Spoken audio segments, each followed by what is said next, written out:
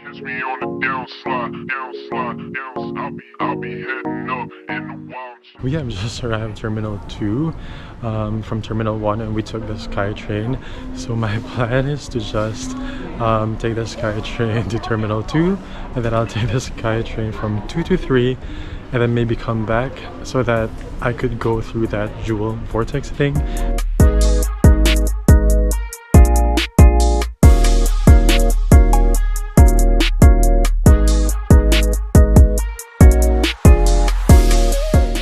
Okay, I had like 5 minutes to walk around Terminal 2, and T2 is a bit more quieter than T1. T1 has really like a lot of people. I don't know if it's always like that or it's just because it's like lunchtime right now. So yeah, 1 minute till the Skytrain arrives. I'll be heading up in the wild, chilling low key. Catch me on the downslide. I'll be heading up in the wild, chilling low key. Catch me on the downslide.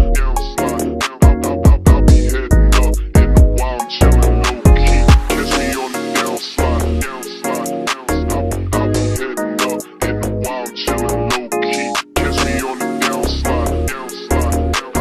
I'll be heading up in the wild, chilling low key.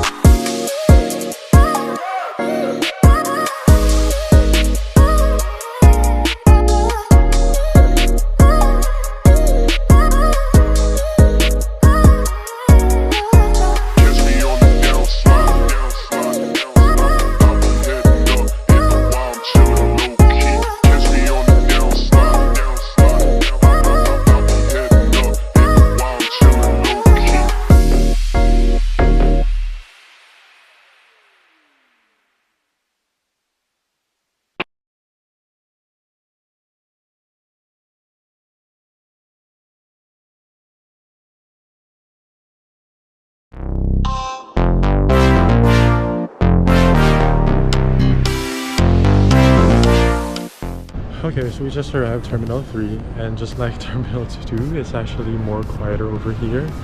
Yeah, so the next Skytrain back to T2 is in 8 minutes. Let's just wait for the Skytrain back to T2.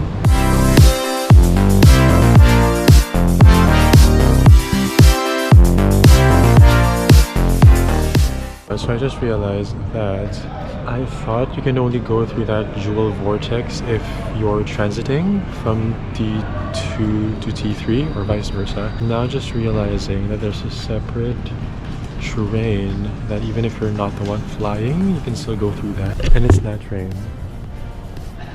Because as you can see, like there's a, what do you call this? Like there's a different like entry for those who are not flying. And there's like an entry over here for those who are actually flying.